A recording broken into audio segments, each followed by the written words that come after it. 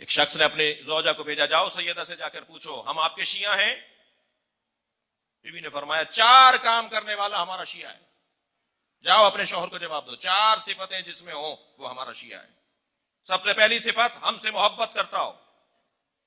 دوسری صفت ہمارے دشمنوں سے نفرت کرتا ہو، تیسری صفت جو ہم نے امر کیا ہے اس پہ عمل کرتا ہو، چوتھی صفت جو ہم نے نہیں کی ہے اسے گریز کرتا ہو۔ بی بی سے جواب لے کے، توجہ چاہوں گا، بی بی سے جواب لے کے چلی گئی،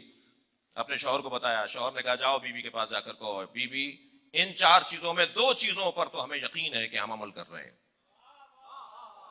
اتنا طے ہے کہ ہم آپ سے محبت کرتے ہیں،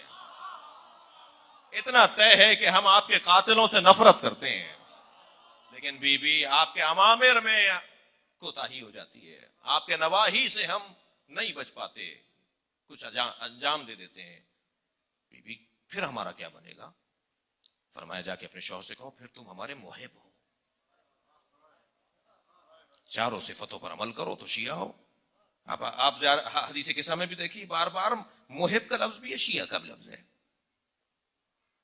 یہاں پر بھی لمحبیک و شیعتک فتشفعینی یا فاطمہ، اے فاطمہ تم اپنے محبوں اور اپنے شیعوں کی شفاعت کرو گی۔